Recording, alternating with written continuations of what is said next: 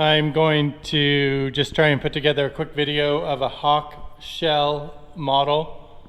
Just a generic one take wiring explanation.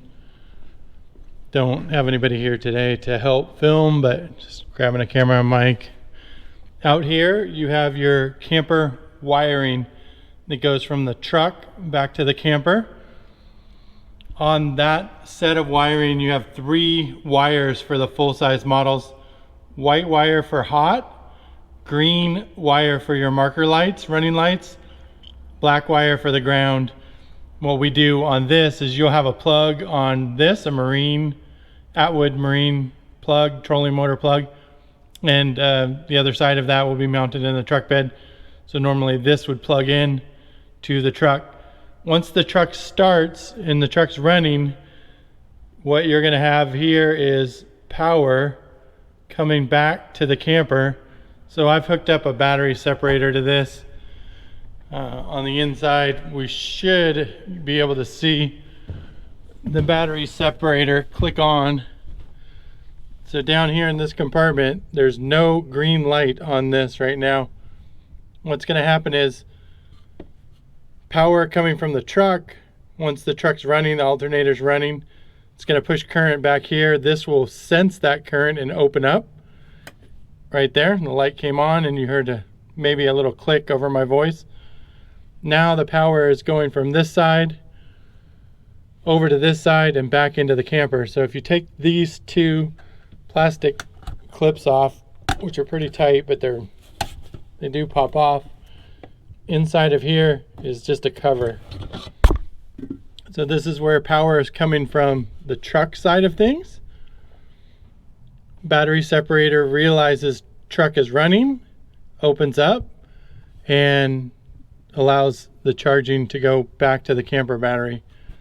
This little bundle of green wiring here, just marker lights. So if you have a Hawk, Granby, Raven, full-size truck, these are running lights to that green wire I showed you on the outside. They're not really hooked up to the camper per se, more hooked up to the truck side of things. Inline fuse, wired together, easy to get to, easy to check, but separate from the camper wiring. Down in this area here, I'm going to turn on my cell phone light and maybe stick this in here. This right here is just a link, a fuse, a thermal breaker fuse.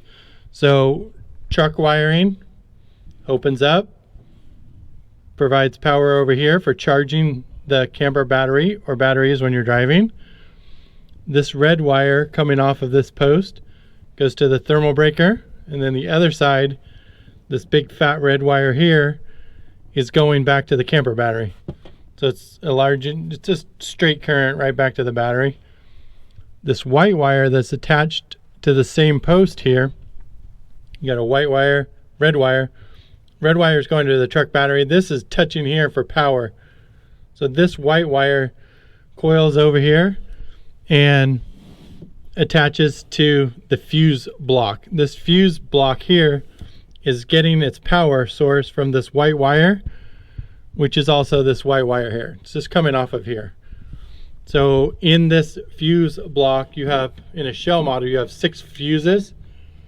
The green over here, and this green is your rear floodlights. It's just supplying power to the rear floodlights if you have them.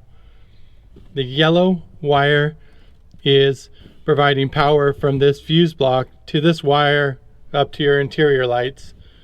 The red wire down here is for your porch light.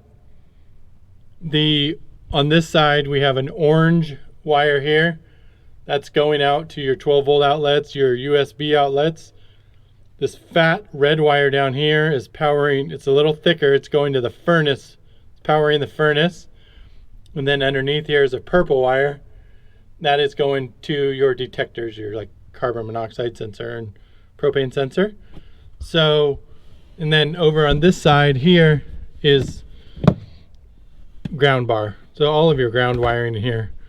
Hot wires, all your hot, positive, and negative. Everything's just grounded to the same spot. So in this compartment, again, is marker lights. Running lights is the green bundle. This wire is coming from the truck plug. This white wire is going to the fuse block. The red wire is going to the camper battery. Fuse just for safety. Fuse block again, getting its power from the bottom. These are all live. And then your ground bar is over here. Inside of the battery box area, on most Shell models, you'll have 1 or 2 batteries in here. Up underneath here, there's 2 sets of wiring in here. I'm gonna hop out real quick and see if I can get down here and film it a little bit better. Back up in here, that bundle in the corner over by the battery is the solar wiring that connects to the battery itself. Most people prefer to put an inline fuse on the end of that before they connect it to the battery. And then if you go look up on YouTube or our website, we have a separate video for the solar bundle here. This is 2 wires coming in from the rear wall plug and 2 wires coming in from the roof solar plug and 2 load wires. So on the back of a charge controller, you would have rear wall plug, roof plug going into the back, and then if your charge controller requires a load, like sensing, these wires hook up to the load. Just tells the charge controller what the camper is doing. You just need battery power coming in from the solar panels. Just hook up your solar wires to the back of the charge controller. Most likely you're going to want to put inline fuses. Make your connection over here to the battery with inline fuses. Install your charge controller. There's a block here. This, you can reach up in here. This block of wood will come off of here, or you can drill a hole in here for a charge controller. USB outlets, 12-volt outlets, furnace, and battery. So kind of a rough video. Apologize for that. I'm trying to do this all with phone and lights and cram pillows in here to hold things open, but hope that helps. And on a Shell model, you should also have a wiring diagram here that will tell you where those wiring are going. So it's really pretty simple. Customers who are poking around and trying to rewire things and change all the wiring, and if they don't know what they're doing, they're usually running into problems. I've been here 17, 18 years now. Things are pretty darn reliable on the wiring side of things. If customers aren't futzing around and not knowing what they're doing and trying to hook up wires, usually that's when they come into a problem. They start connecting stuff backwards, reversing polarity. But when things are working, they seem to work really well. Camper wiring is simple. Outside plug goes back into the camper. Hope this helps.